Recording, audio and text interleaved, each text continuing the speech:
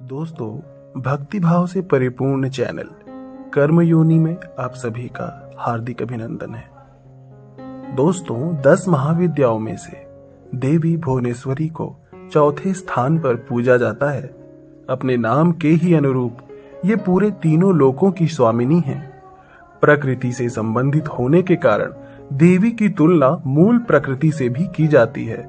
आदिशक्ति भुवनेश्वरी स्वरूप में भगवान शिव की समस्त लीला विलास की सहचरी यानी के सखी हैं। तो चलिए आज हम आपको इनके जन्म से जुड़ी 2 पौराणिक कथाओं के बारे में बताते हैं।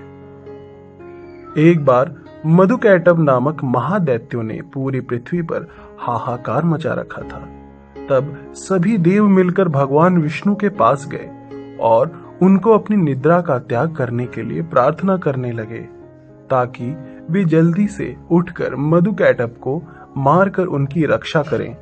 भगवान विष्णु ने निद्रा का त्याग किया तथा जागृत हुए और उन्होंने 5000 वर्षों तक मधुकैटभ नामक दैत्यों से युद्ध किया। बहुत अधिक समय तक युद्ध करते हुए भगवान विष्णु थक गए क्योंकि वे अकेले ही युद्ध कर रहे थे। अंत में उन्होंने अपने अंतःकरण की शक्ति योग माया आदि शक्ति से सहायता के लिए प्रार्थना की। तब देवी ने उन्हें आश्वस्त किया कि वे उन दैत्यों को अपनी माया से मोहित कर देंगी। योग माया आदि शक्ति की माया से मोहित होकर दोनों दैत्य भाई भगवान विष्णु से कहने लगे, हम दोनों आपकी वीरता से बहुत प्रसन्न हैं और आपको वरदान देना चाहते हैं। भगवान विष्णु ने उन दोनों राक्षसों को अपने हाथों से मरने का वरदान मांग लिया। तभी दोनों राक्षसों ने चारों ओर जल देखकर कहा, हमारा वध ऐसे स्थान पर करें जहां जल ना हो। भगवान विष्णु ने दोनों दैत्यों को अपनी जंघा पर रखकर अपने चक्र से उनके मस्तक को देह से अलग कर दिया। इस प्रकार उन्होंने मधुकैटभ का वध किया, परंतु केवल निमित्त मात्र ही थे।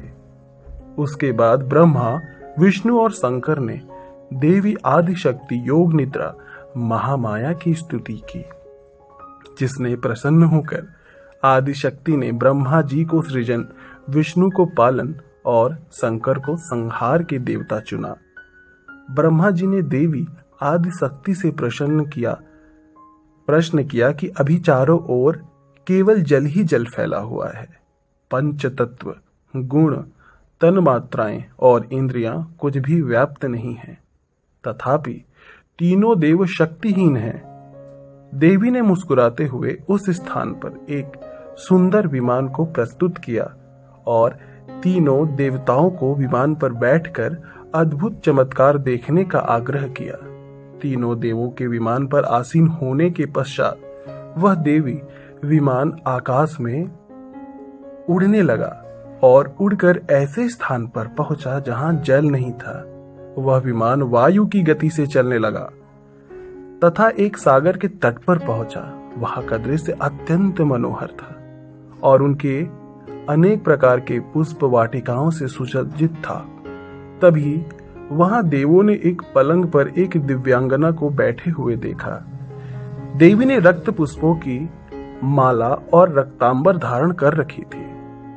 वर, पाश, अंकुश और अभय मुद्रा धारण किए हुए देवी भुवनेश्वरी त्रिदेवों को सन्मुख दृष्टिगोचर हुई, जो सहस्त्र उदित सूर्य के समान, प्रकाश के समान कांतिमय थी।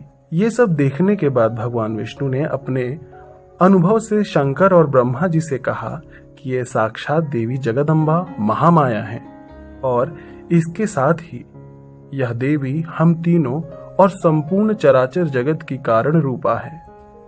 तीनों देव भगवती भुवनेश्वरी की स्तुति करने के निमित्त उनके चरणों के निकट गए। तीनों देवों ने देवी के चरण कमल के नख से संपूर्ण जगत को देखा। ये सब देखने के बाद त्रिदेव यह समझ गए कि देवी संपूर्ण ब्रह्मांड की जननी है। आइए मां भुवनेश्वरी की एक और कथा का श्रवण करते हैं।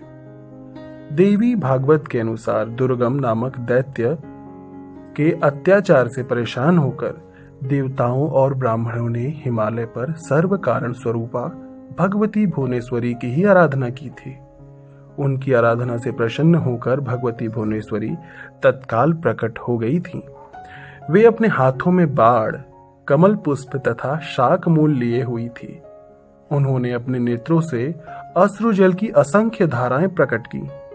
इस जल से भूमंडल के सभी प्राणी तृप्त हो गए।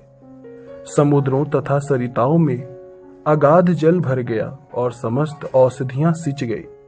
अपने हाथ में लिए गए शाकों और फल मूल से प्राणियों का पोषण करने के लिए भुवनेश्वरी देवी ही शताक्षी तथा शाकंभरी नाम से विख्यात हुई। इन्होंने ही दुर्गमासुर को युद्ध में मारकर उसके द्वारा छीने गए वेदों को देवताओं को पुनः सौंपा था। उसके बाद भगवती भुवनेश्वरी का एक नाम दुर्गा प्रसिद्ध हुआ। दोस्तों, ऐसे ही भक्तिमय ज्ञान और अद्भुत लीलाओं की गाथा सुनते रहने के लिए हमारे चैनल कर्म योनि को अभी सब्सक्राइब जरूर कर लें। हम ऐसी ही कहानियां आगे भी लाते रहेंगे। ओम नमः शिवाय, ओम नमः शिवाय, ओम नमः शिवाय। माता रानी आप पर और आपके पूरे परिवार पर सदैव कृपा बनाए रखें। जय माता दी, जय माता दी, जय माता दी।